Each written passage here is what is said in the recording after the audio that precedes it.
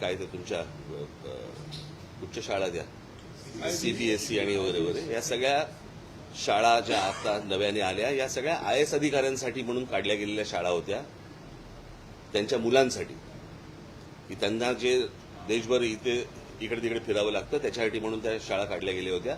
आता त्या गोष्टींचं त्या शाळांचं वर्चस्व ह्या राज्यांच्या शाळांवरती जास्ती करण्याचा प्रयत्न आहे आणि मला असं वाटतं की तोच एक केंद्रातला आणि या सगळ्या IAS अधिकाऱ्यांचा त्यांचा तो अजेंडा आहे. मी म्हटलं महाराष्ट्र हा एक कशासाठी करायचा प्रयत्न करतोय जे बाकीची कुठचीही राज्य करायचा प्रयत्न देखील करत नाहीये.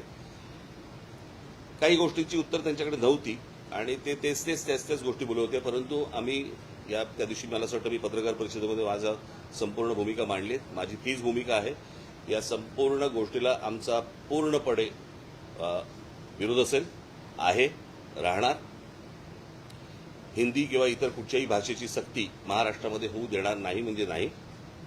आणि या गोष्टींसाठी म्हणून मी सर्व पक्षांना आवाहन करतोय की येत्या 6 जुलैला गिरगाव चौपाटीवरून मोर्चा काढायचा निर्णय आम्ही घेतलेला आहे.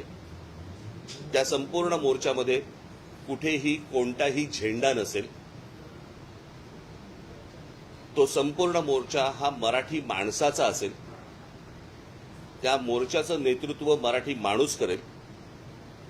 आम्ही जे शिक्षण तज्ज्ञ आणि जे इतर भाषा तज्ज्ञ आणि इतर जे साहित्यिक आणि इतर जे लोक आहेत यांच्याशी देखील आम्ही बोलणार आहोत. माझं पत्र त्यांना जाणार आहे. सर्वांना त्या मोर्चाला आम्ही तिथे बोलवणार आहोत. सर्व पालकांना आम्ही आमंत्रण देत आहोत. सर्व विद्यार्थ्यांना आम्ही आमंत्रण देत आहोत. सरकारला एकदा कळू देत की महाराष्ट्राच्या मनात काय आहे ते. आणि महाराष्ट्राने संपूर्ण ताकद मला असं वाटतं 6 जुलै रोजी सकाळी 10 वाजता गिरगाव चौपाटीवरनं हा मोर्चा निघेल. सरकारला ही गोष्ट कळावी. रविवार एवढ्यासाठी निवडलाय कारण विद्यार्थ्यांना आणि पालकांना यायला जमेल म्हणून आणि त्याच्यासाठी म्हणून रविवार हा निवडलेला आहे. बाकीच्या राजकीय पक्षांशी देखील मी चर्चा करणार आहे. त्यांच्याशीही मी बोलणार आहे. आणि सर्वांनी मला असं वाटतं महाराष्ट्रातल्या प्रत्येकाने याच्यामध्ये सामील व्हावं. कारण हा जो कट आहे ह्याला कटच म्हणेन मी. महाराष्ट्राचं मराठीपण हे घालवण्याचा जो कट आहे हा उद्ध्वस्त करण्यासाठी मला असं वाटतं तमाम सर्व मराठी बांधवांनी, भगिनींनी, मातांनी, त्या विद्यार्थ्यांनी सर्वांनी त्या मोर्चामध्ये सहभागी व्हावं अशी माझी त्यांना सर्वांना विनंती आहे. इथे कोणताही झेंडा नसेल. फक्त मराठी हा एक अजेंडा असेल आणि त्या अजेंड्यासाठी म्हणून सर्वांनी महाराष्ट्रातल्या तमाम मराठी बांधवांनी या मोर्चामध्ये सामील व्हावं आणि सरकारला दाखवावं, सांगावं. आज मोठे साहित्यिक आपले एलकुंचवार यांनी देखील विरोध दर्शवला. सर्वजण विरोध दर्शवत आहेत आणि अशा वेळेला मला हेही बघायचंय की कोण कोण त्या मोर्चामध्ये सामील होत आहेत. इतर राजकीय पक्षांच्या व्यतिरिक्त इतर कोण कोण सामील होत आहेत आणि कोण येणार नाहीत हेही मला बघायचंय. म्हणजे नुसते तोंड देखले बाकीचे नुसते बोलत असतात. मला असं वाटतं ही अत्यंत महत्वाची लढाई आहे.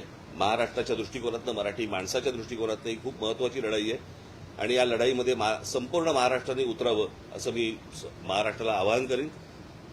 6 तारखेला सकाळी 10 वाजता गिरगाव चौपाटीवरून हा मोर्चा निघेल. बाकीच्या सगळ्या राजकीय पक्षांशी माझी चर्चा होईल.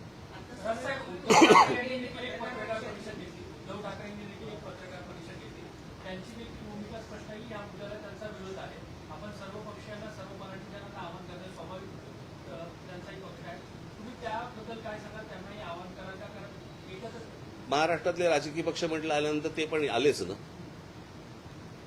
त्यांच्याशीही बोलणार, त्यांच्याही लोकांशी बोलणार. आमची माणसं त्यांच्याशी लोकांशी बोलणार. तुम्हाला आठवत असेल की ज्याच्यावरती इतके दिवस जे तुमचं जे चालू होतं ना सगळं, ते माझं वाक्य आपण लक्षात घ्या. कुठच्याही वादा आणि भांडणापेक्षा महाराष्ट्र मोठा आहे. हे तुम्हाला वाक्य 6 तारखेला कळेल.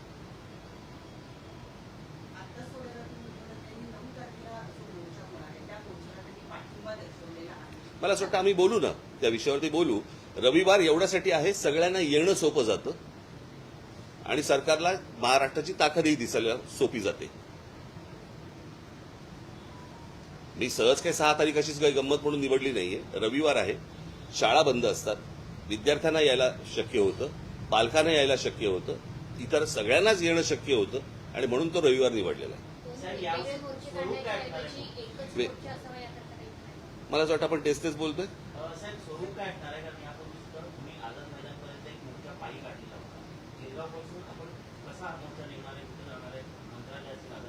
आझाद मैदान.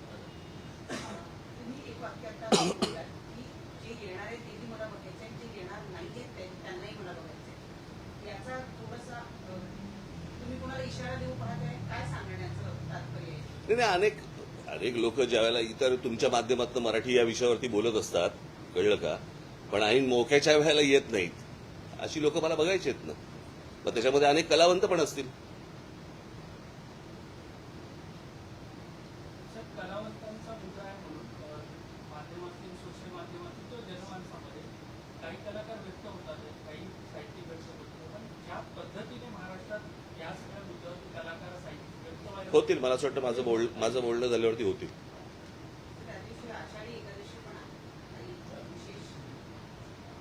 विठ्ठलाला साकडं घालू, सरकारला सुबुद्धी देऊ.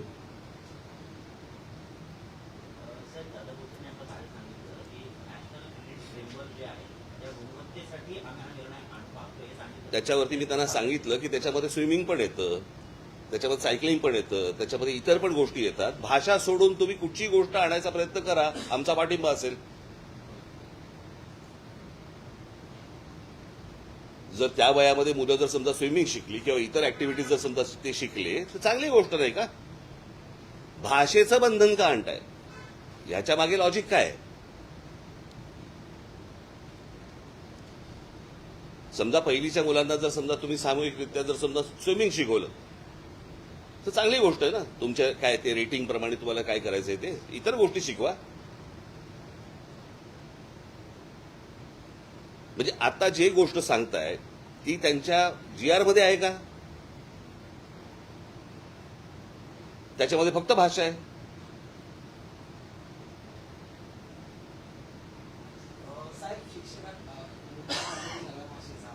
भेटलो ना आता इथे.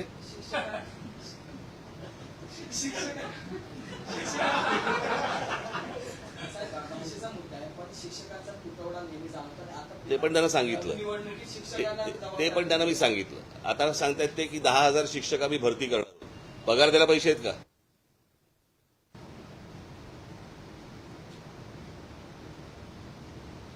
आता जवळपास 90,000 कोटीची कॉन्ट्रॅक्ट ज्यांना दिलेली आहे ते कॉन्ट्रॅक्टर बोंबलतात की आम्हाला अजून पैसे नाही दिले.